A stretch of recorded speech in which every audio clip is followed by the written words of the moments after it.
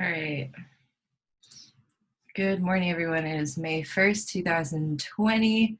This is the CAPZ office hours. And if you're new, I don't think we have any new people today. But if you are new and you want to say hi to us and give us your name and your company, go ahead right now. Hey, I'm Shashank. I'm PM from the Azure Arc for Kubernetes team. Just joining in to learn more about the project. Awesome. Thanks for joining and welcome. Anybody else?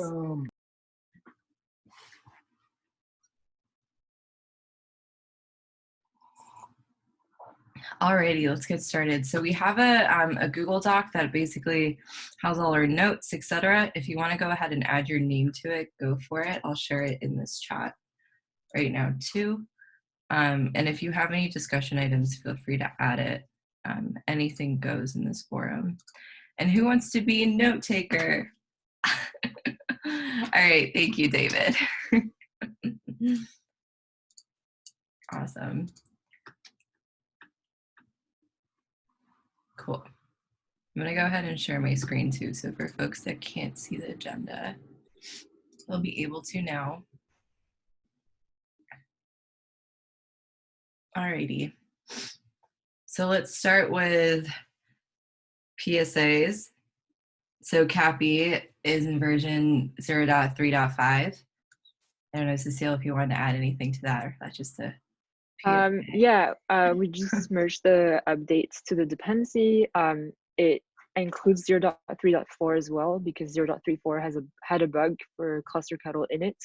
So we held that back and waited for 3.5. It's a pretty big patch release. There's a lot of changes in there. So, if you find anything in the next week or so and you see anything weird or any issues, please report them. I'm also going through it, but yeah, lots of changes in there. Cool. And then another fun one, David Justice is now our reviewer for CAPZ. Congrats. Yay. More reviewers. And then we have and then I think we're going into discussion items right after this. Starting with Cecile, mounting etcd data disk proposal. I'll start. Also, if anyone has discussion items, please add them. It's not too late. Okay, so I just wanted to share this proposal that I've been working on. So basically, it's a way to be able to mount etcd on a data disk. Right now, we run etcd on the OS disk, and it's causing some performance issues. And here's the CAPZ issue I linked the CAPZ issue that started this proposal. The reason I made it a proposal is because I'm going to need changes in the Kubedium Bootstrap provider in order for this to work, because we need to change Cloud Init to be able to mount the disk. And what I'm proposing right now is a general way to add disk partitioning in file systems to Cloud Init using Kubedium config, similar to how we do users in NCP. That way, it's not just for etcd, it's reusable, and we can specify the way we want to mount etcd as part of the CAPZ cluster template.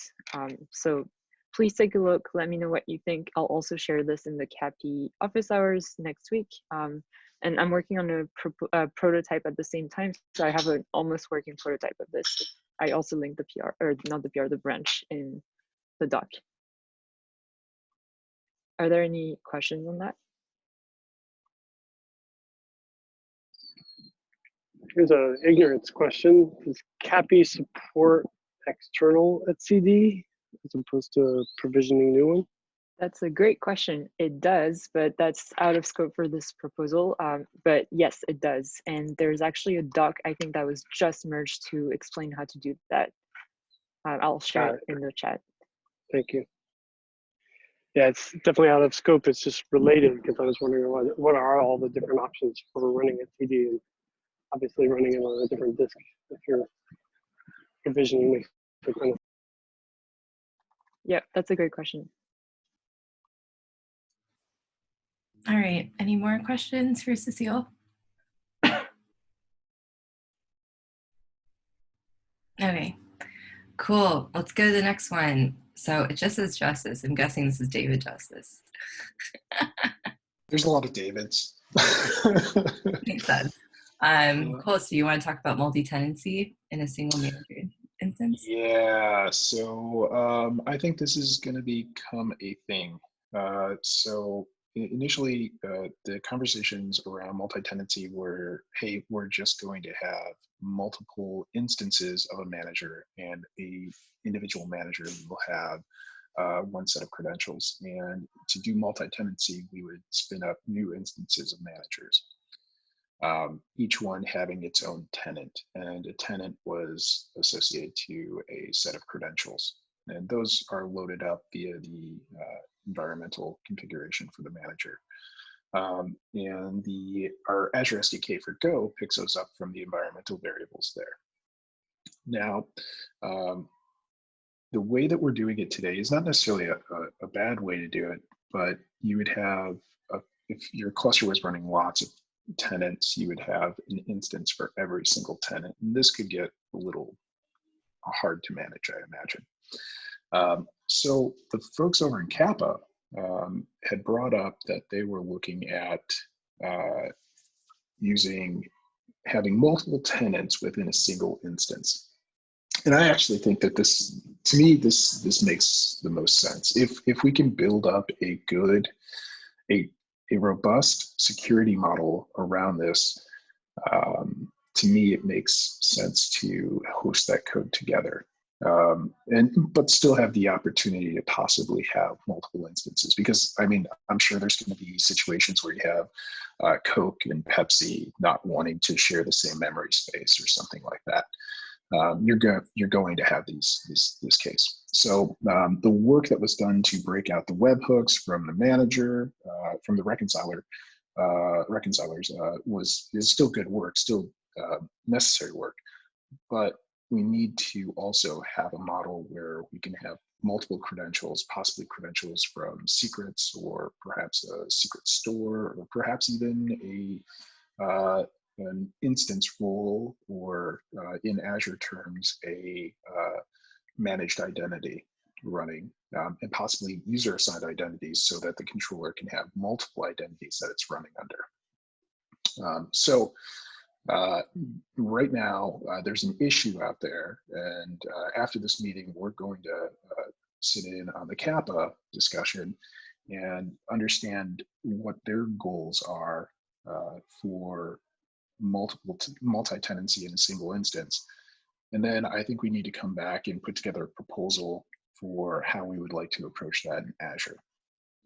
And with the intent of putting together, a robust design, a set of features to be developed, and hopefully with the exit criteria of having, I would imagine, some third party look at this and really review the security model that we have, so that we know that we're building in a safe direction. It's fraught. Is the only thing. It's going to be fraught with danger unless we have a set of eyes on there that can really provide us, oversight and guidance. I have a couple questions on, I guess, the model for multi-tenancy. That's okay. Does anyone else want to add something? David, I don't know if you were done either. No, I have please. questions, but you go first. Okay. Yeah, let's discuss. Cool. So my question is, what scenarios with multi-tenancy are we trying to enable? Are we trying to enable like them building out a platform so other folks can now use like CAPZ securely or CAPZ securely? Or is it for like folks internally developing? Like what's the model? Like what's the use case, I guess? So the use case, I think, is you have, possibly multiple tenants and the control, like multiple tenants within your cluster. So maybe a single tenant is confined to a namespace, and they're going to have all of their infrastructure live in that namespace. And maybe that's like company one, and then company two is going to be separated off into this other namespace. Now, you don't want to have a single identity that has access to both of those companies, right? To write Azure infrastructure out for both of those companies, like one master super duper identity. You really want to have this company's identity and this company's identity. And the controller is smart enough to know that in this namespace, I'm going to write with this identity. I'm going to go create infrastructure with that identity. And in the other one, vice versa. And to not allow users that have access to this namespace to possibly create infrastructure in this namespace, which that would be bad, right? Would it be per like management cluster for each namespace, or is it for like the entire environment? I think that's part of something. I think that's part of what we have to figure out. Yeah, makes sense. Cool. I'm trying to just understand if the goal is to reduce sort of resource utilization or management complexity. Like what is using the same set of resources to do the management do for us? Well,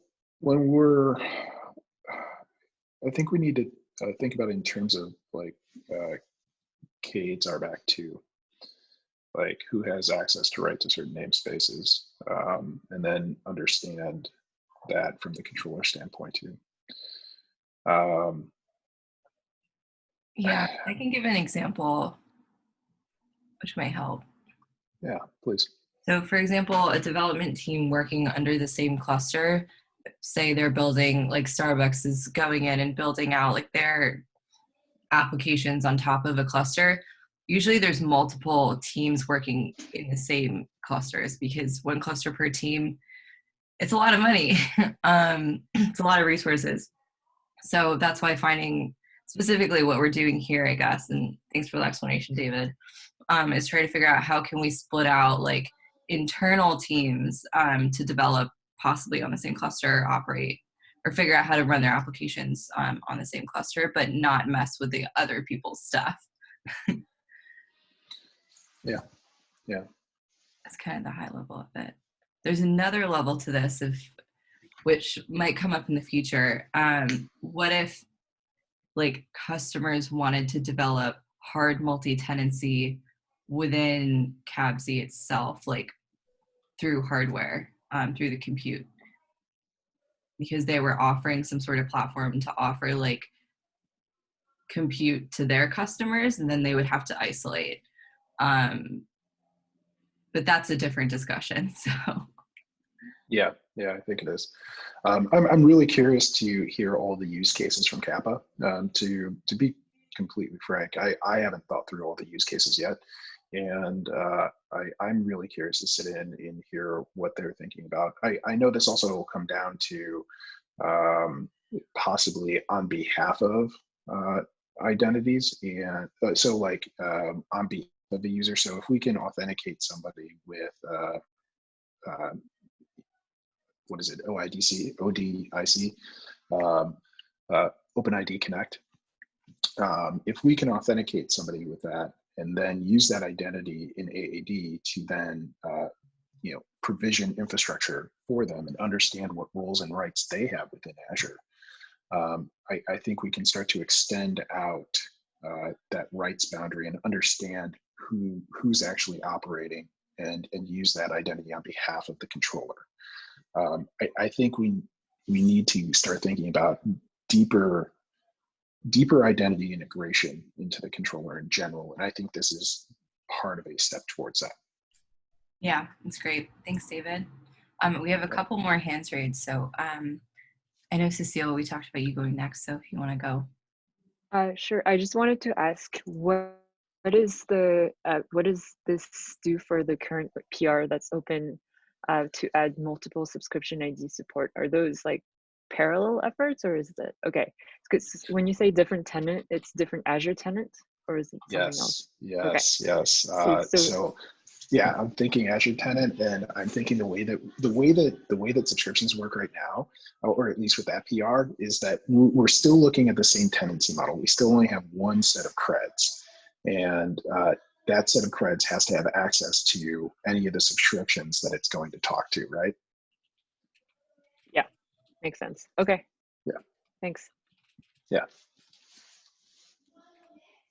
Alrighty, and Prakash? Yeah, Prakash here.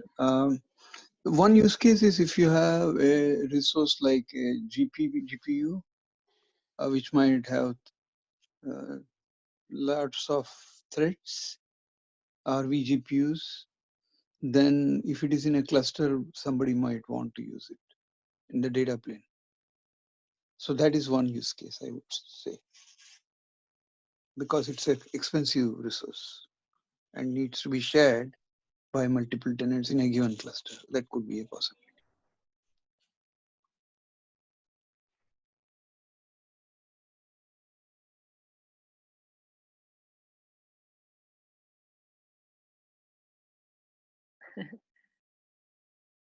I was muted. Sorry, I was saying I'm trying to jot down some quick notes. All right.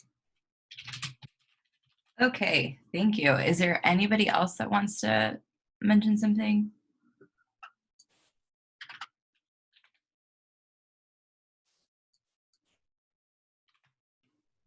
Alrighty, let's move on. Cecile, talking about Azure SDK operations. Yeah, so this, I just wanted to bring up the question. It might be easily answered. If it's not, it might be an issue or proposal, but I just was wondering, so right now, what we do is when we reconcile like Azure Machine or Azure Cluster, and that needs to create Azure infrastructure, for example, like creating a resource group or creating a virtual machine, we wait for the feature completion. So we send the request to SDK and then we say, wait until this is done. And so we don't progress further until that resource is succeeded and is created, which isn't bad, but it just means that practically if you are checking like constantly for status of your Azure cluster, Azure machine, it will never go into progressing state. So for example, we have VM state for machines, and the VM state will always be either not started or succeeded or failed. It will never show you that it's creating or that it's deleting, because that operation, it never like loops back. And that's not, I was just wondering, is that something that, you know, we think it's okay like that? Or the other thing I was thinking is, oh, I know David wants to say something about that, because I was actually thinking about that. The using CRDs to provision infrastructure might be the answer for this. So maybe the answer is we don't do anything now. We just wait until we have. Anyways, just wanted to quickly discuss this.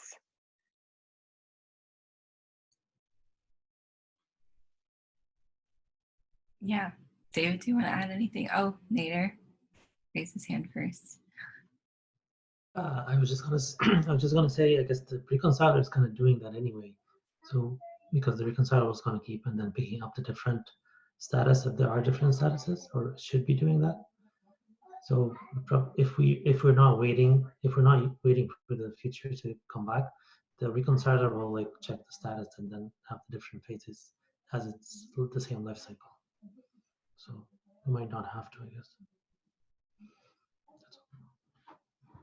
Right. Yeah. Basically, now we're not using the reconciler capacity for that. We're just, yeah, blocking on the operation.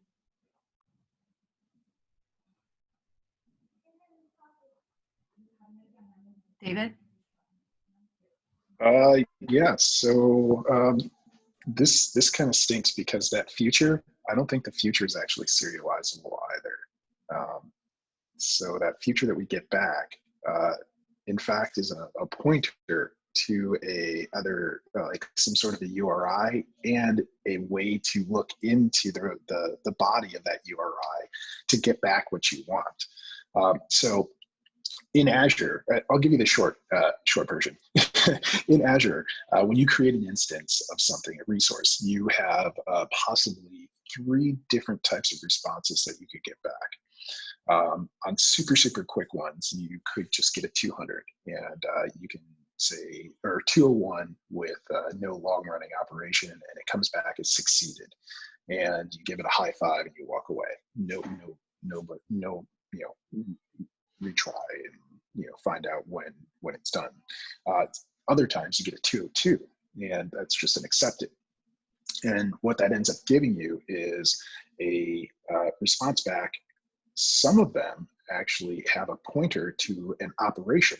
And that operation, you can then use that URI to get the operation and keep pulling it to end up getting the status of that operation. That can take a bit. And then the other one is actually the statuses in the body. So like when you build a VM, you get provisioning state back, and you get a 201 back from the service, but the provisioning state in the body is the thing that changes. So you have to keep asking it until you get a terminal state. These are all the different ways that happens. And the polar in the SDK is actually is not serializable in Go, I believe, because it creates that state, and then that state state machine is not serializable. In other languages, it is. So like Java and .NET, that state machine is actually serializable, and you can get it back out. For the reconciler, it'd be really, really cool to have the async reconciliation, right? Because if we could do something like that, we just kick it off and we say later down the line, we're going to keep coming back and checking out the resource state. Now, we have a little project that's going on that I think we should probably progress a little further and then introduce it here, where we can do kind of that async reconciliation. And that seems, maybe that would be the time that we really address this, as you're saying, Cecile. I think you're spot on in recognizing that issue. And it's tough for a consumer because we don't have a good way to do it right now. So maybe we punt for just a little. Yeah, Cecile, go ahead. Yeah, and also I just want to add, it besides the like practical effect of not being able to pull status, there's also the effect of the fact that we're waiting for resources and serializing the deployment of different resources that might have no dependency on each other is making us, you know, waste time. So for example, creating the, I don't know, what's a good example? Creating the virtual network might not have anything to do with creating actually virtual network and is connected to everything. But anyways, you have some resources that are not connected to each other that you need to deploy and that you could deploy in parallel. But by blocking the deployment of the second one on the finish or on the completion of the first one, we're essentially, we could reduce the time it takes to create clusters. That's what I'm saying, by doing something like that. And yeah, I'm fine with punting for now if we think that the breaking out the SDK usage will be a natural solution that will come soon. Just some thought I had that I thought I'd share.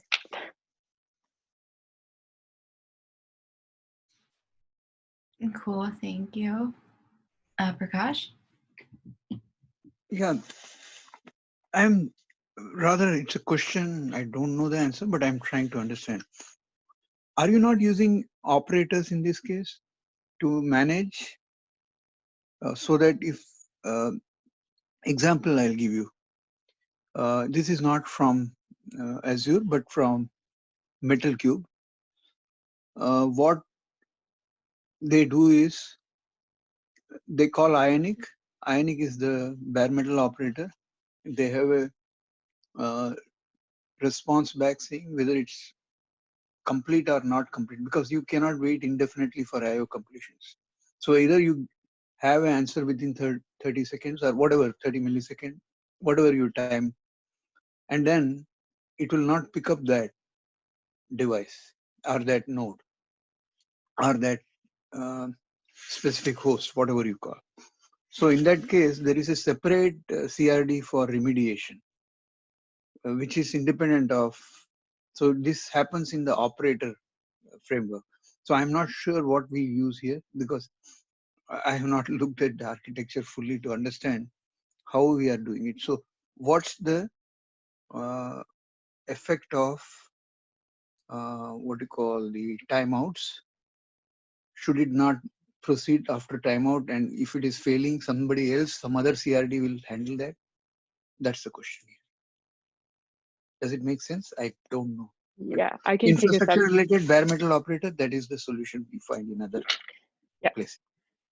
So essentially how it works in CAPZ right now is the reconciler will say, okay, I need to create a virtual machine.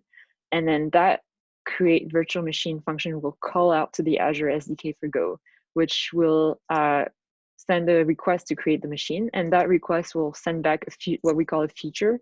And the feature is basically something that tells you, like David was describing, you know, when is this done? And what we do is we wait for that feature to be completed. So we don't keep going until the feature either tells us like this machine timed out, or it succeeded, or it failed. And so we do use reconcilers, but we're not using the reconciler part of like constantly check back on the VM to see if it's created. We're just going through it once. And either it fails or it succeeds. If it fails, then we try to do it again. But if it succeeds, then it just does it in one round of reconciling, if that makes sense. Yeah, so it is not anyways, it's a polling and it's not synchronous, right? And you do async basically. You poll, check, done, not done. Okay, move on. 3 tries, failure, leave it and move on. Or Yeah, n tries. I don't know what that could be. I think, yeah, I'm not sure I understand what you said, but I think that's, yes. No, so you give instruction that you want something and you poll. Yes. You are blocking at that time. Exactly, it's blocking. And then once you are blocking, you, after some time you say, okay, I haven't got anything. Either you decide that this is. No, so we don't do that part. So the Azure SDK has that logic. Blocking. So it's a blocking call. Okay. It's blocking, yes. Okay. And you may try multiple times after, if you get some failure, but then leave it. Okay. Yeah. Okay. Thanks. Cool. Anybody else want to add anything?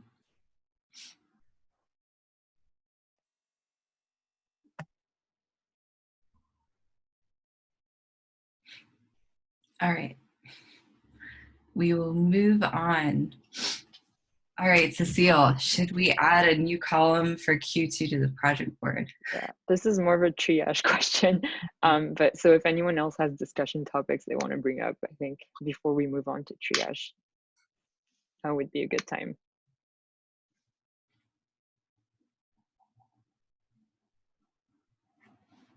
All righty, let's move on to the project board and we can try and answer that question. And if anyone has anything else to bring up, feel free to just talk to us. So I'm gonna bring it up and we can ask that question.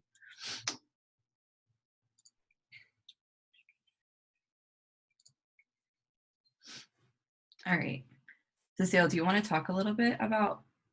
Yeah, it's pretty simple. It's just that right now we have a done column that says Q1 2020, and that ends in March, and we haven't updated to Q2. So I was just thinking maybe we should. Like another done column? Yeah. Yeah. I think that makes sense. Unless there are any objections, yeah. I'm not really sure how to use the done columns, but I guess it's like looking back, what did we do in that time frame? Yeah, I think so. Because we also have milestones, which directly track to releases, ideally. Yeah, we can also ask Stephen offline because he's not here, but I know he like helped us organize the board, so he might have some input on that. Yeah. Nader? Like, what does the quarter mean? Like, isn't it just tied to like which release and milestone? Like, does it add any value to have the Q1, Q2, whatever? +1 on that.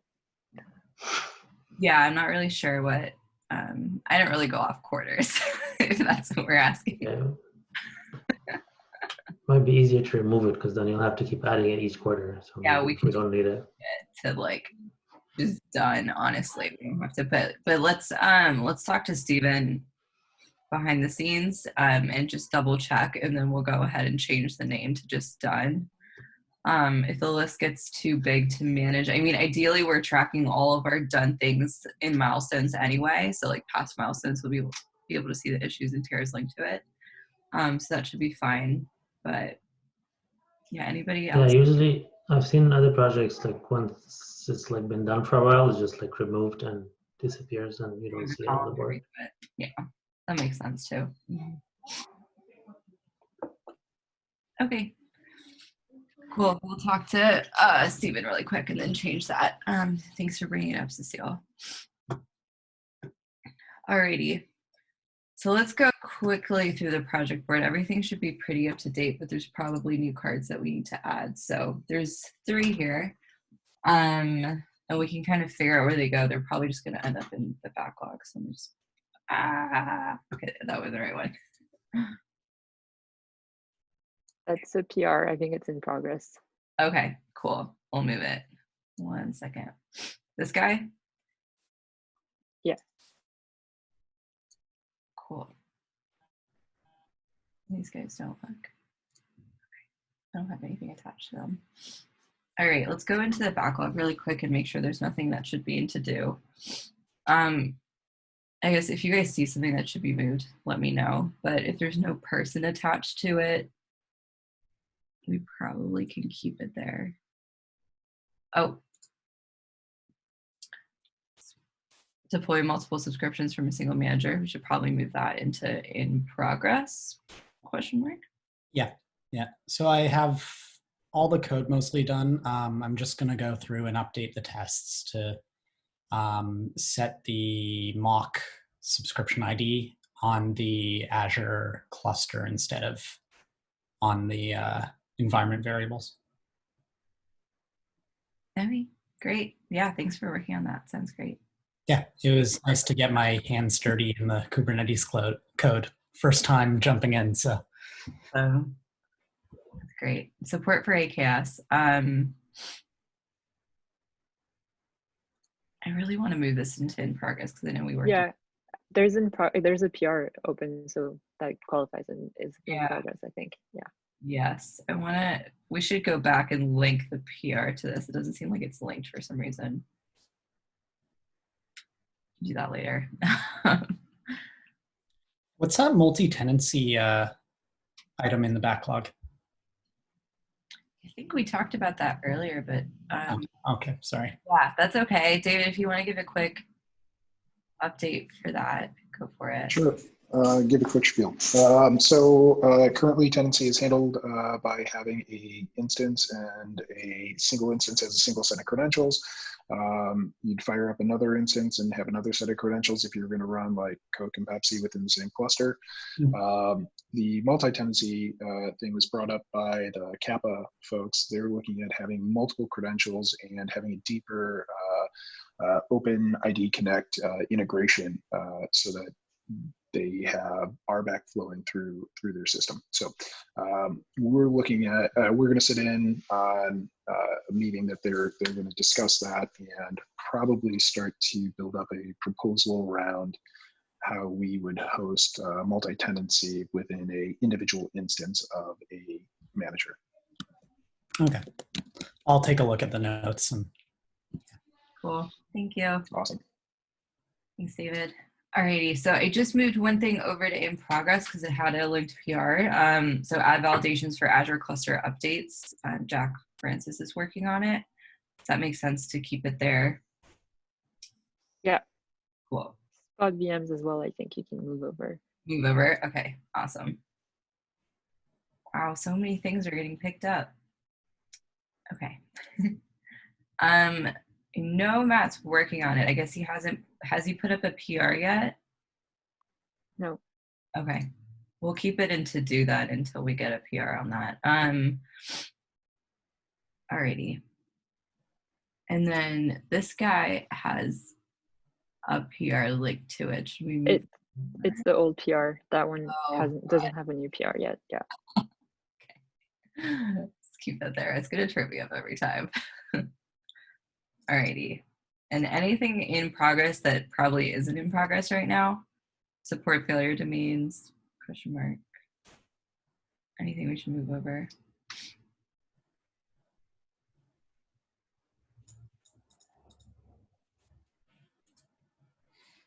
There's a lot for you, Cecile. I don't know. Are you working on? I think I'm assigned to the ones I'm reviewing, but I don't have that many that are mine Okay, right now. Yeah. cool. Yeah, I think all of these are actually being worked on right now, except maybe the control plane NSG thing, which has been standing there for a bit. And I commented on it saying maybe we should close it, but haven't gotten a response yet. Okay. I'll take a look at that. And for the managed identity thing, we finished the system identity, but we didn't do the user identity. So do you want to have that like in a separate? I guess we said we do it in a separate PR, is we can link to the same issue, but I haven't Yeah, we started can on make that. that Or too. So we can keep the issue in progress and maybe okay. just, yeah, for the, maybe add some details in a comment or the PR number. Okay, this looks pretty good otherwise. If we want, we can also take a look at our milestone and just see what we're looking like right now. So let's go back to our project.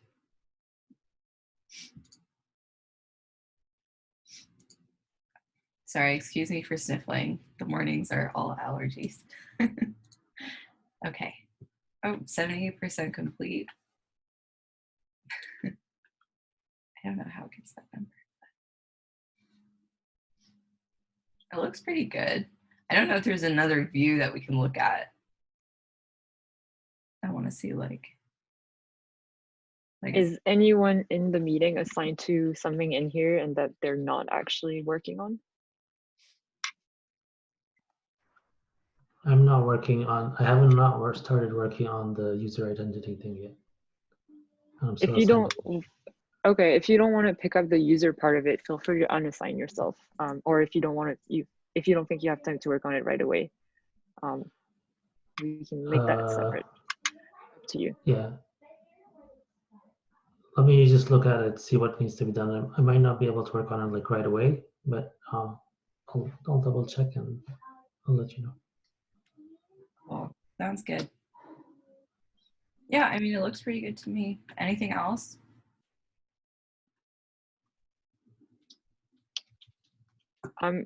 For the people who are here who are joining the meeting to learn more about CAPZ, what would be useful for you in terms of triage?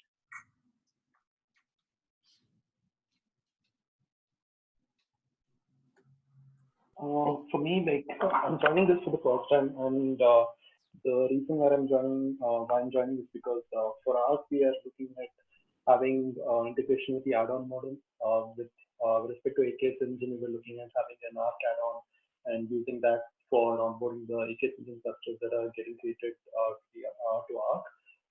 So I was, I want to do the similar kind of exploration for cluster API on Azure as well.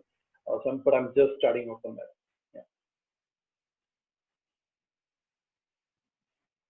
Okay, I caught some of that, but not all of it. I heard AKS engine and I heard add-ons.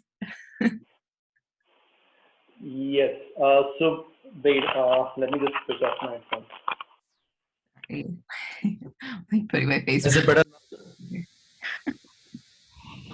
Is it a little better? Yeah, that's definitely better. Okay, so saying that for AKS engine, we were looking at add-on model for having an ARC add-on, which onboards the newly created AKS engine clusters to ARC. So I was exploring if we could do something similar for cluster API on Azure as well. But I'm just getting started on the project. Like I just literally landed on the repository today and found this link and joined the meeting. Awesome. Well, happy to have you. I'm going to set up some time with you to discuss further kind of what you guys are doing with AKS engine and then what we could do with CAPZ. And I can help you get up to speed too, just because Azure Arc is so internal. And then we can figure out what use cases we want to bring up into CAPZ, et cetera. Sounds good. Cool. Yeah, thank you so much for joining.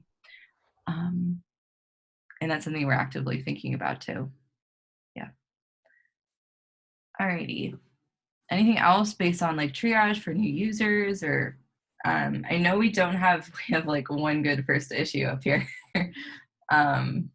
But So there's a good reason for that. The good first issues are actually not in the milestone because one of the criteria is that they're not critical. They're not on the critical path, but there are good first issues that you can pick up. They're just not part of what we commit as part of the work. So yeah, feel free to pick those up. You can filter by label.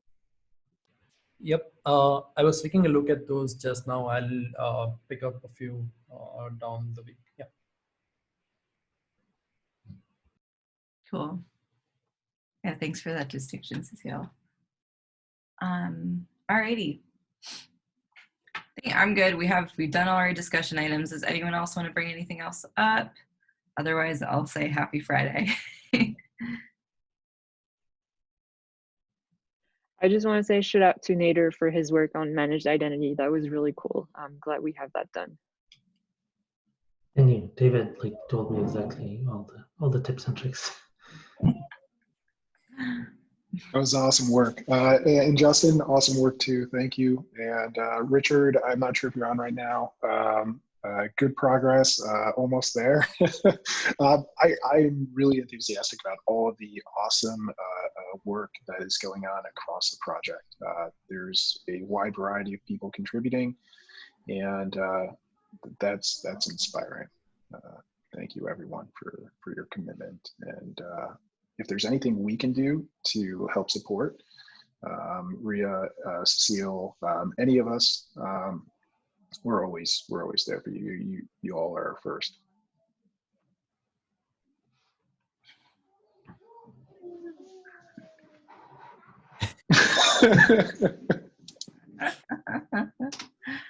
Okay, cool. Well, on that note, thanks everyone. Have a good Friday. And yeah, we'll see you. Thanks, Ria. Bye. Bye. Have a good Thanks, one. Ria. Later, y'all. Yeah, thanks. Bye. Recording. Oh no, it's gonna be 10 minutes of me doing this.